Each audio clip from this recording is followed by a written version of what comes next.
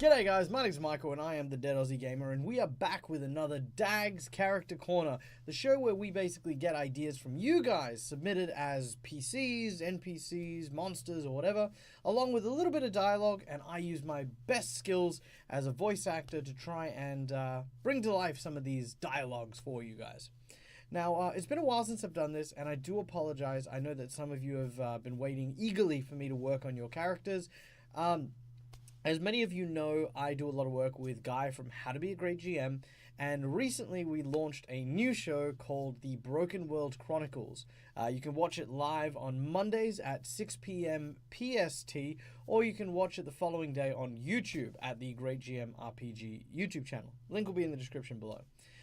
This being said, I play an Ironborn gunslinger with a very thick Texan accent, and it took me a while to kind of really get the accent down, so I haven't been giving myself enough time to work on other voices.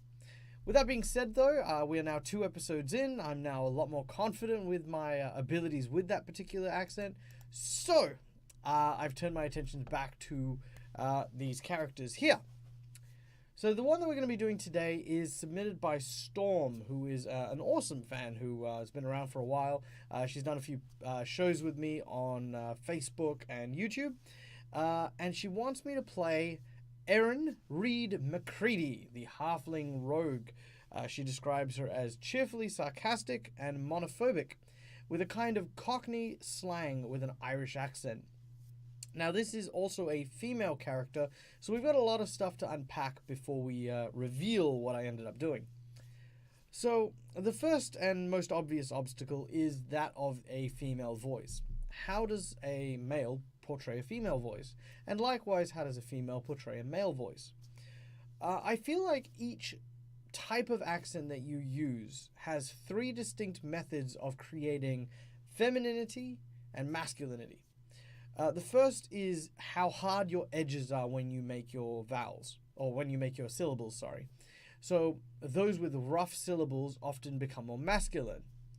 The simple phrase, hello love, L-O love, is very, kind of masculine because they're very sharp, very defined syllables.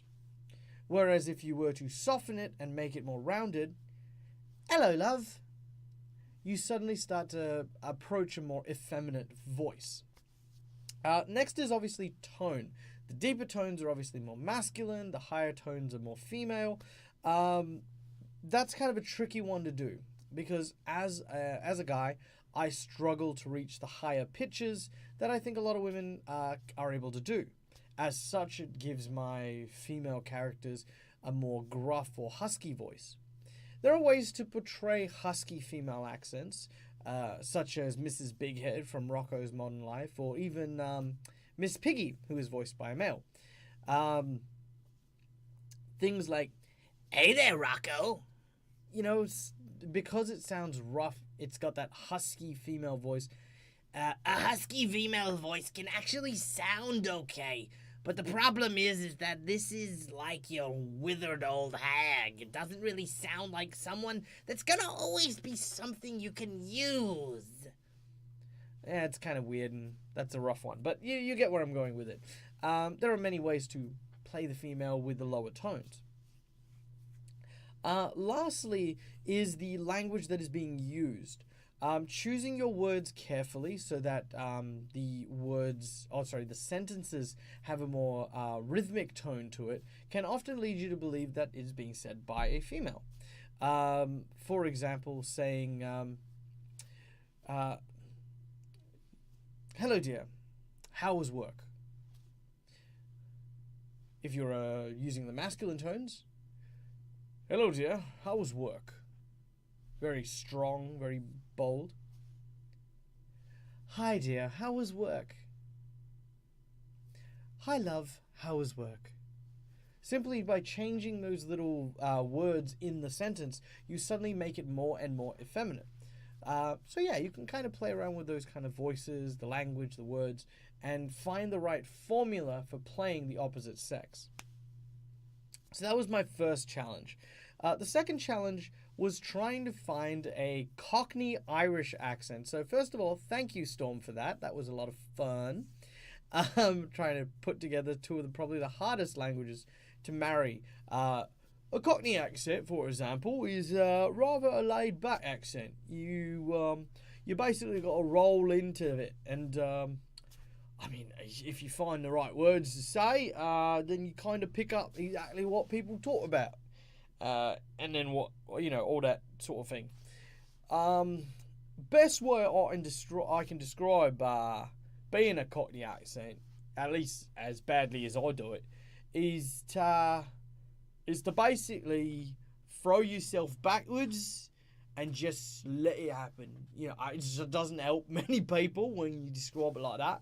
But, it's not one that draws on a lot of energy. It doesn't draw on a lot of fancy words or nothing.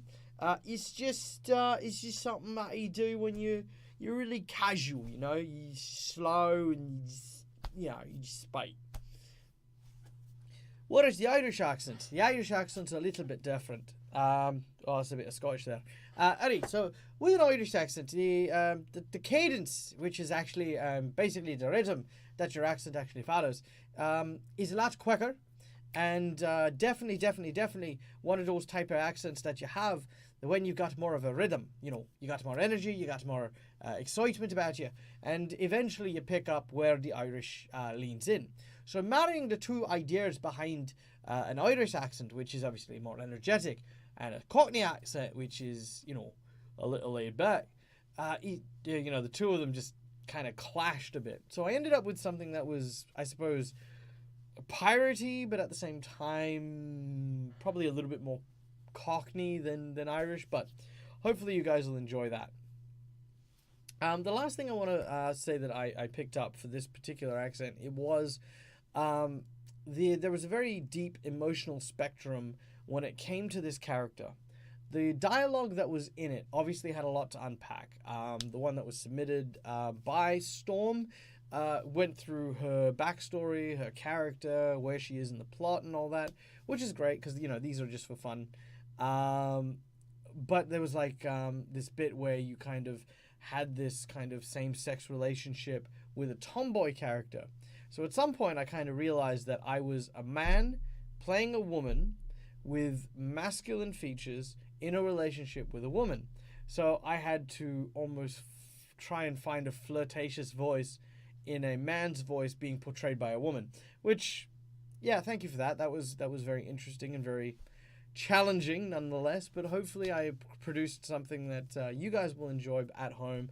Now, if you guys want to submit your own ideas for a PC and some dialogue you'd like me to read, or if you have a main boss that's coming up in your campaign and you want me to try and voice them so that you can play something fun and cool for your next adventure, then do. I've got a Discord channel. I'll leave a link in the description below. Pop in, send it to us and I'll give it a good crack. Of course, if you guys want to follow me on other medias, please check me out on Facebook, and of course like and subscribe this video if you want to see more like it. Leave a comment if you want to see more of DAG's character corners, or if you want to see less. I mean, hell, just tell me. Be like, you know what, this show, terrible, absolutely terrible. You're a horrible person, you should feel bad. And I'll just, no, it's fine. Alright, so without any further ado, here is Ayren Reed Mcreed, and of course from me, the Dead Aussie Gamer, game hard or die trying. Oh, g'day. My name's Reed, first mate of the Bloody Rose, and smart ass extraordinaire. I used to sail the high seas, you see, but well, I stole a fancy gem from me captain, and well, he decided it was best if I leave his employ for a while. Well, I knew I shouldn't have given it to the damned dwarf to hide. What's that now? What do I do now? Well, I assist in the release of wealth from the disproportionately wealthy. To those in need, of course. Well, me at least. Recently, I was in with a bunch that was in need of someone who had a good pair of hands and who knew their way around a locked door. So I offered to help them, out of the goodness of my heart. And the money. And of course that wizard. She was a beauty, she was. We've had a few close biblical studies, you see, if you get my meaning. But I don't think she'll ever get, well, me. You see, she's been through so much, you see, and, well, I mean, I do love her. No, she doesn't seem to love me, but that's okay too, you know? So what if I suffered in a vacuum for nearly 30 seconds just to get her a rare book, almost dying in the process? Love makes you do such strange things, you know? But I digress. I'm looking to move along, as it were. The last goodie I managed to find was a phylactery of some large, big-mouthed Dracolich thing, bronze, braz. I bashed it, I did. Didn't get me anything. Damn gem exploded when I did, though. Now I've got these sapphire shards in me. Cut up my face and my upper body, and, well, just look at me. Well, matches my personality. Sparkling, isn't it? Well, now after spending so much time with what I thought was my friends, they're trying to cut me loose. Don't suppose you happen to need someone who can find traps now, do you?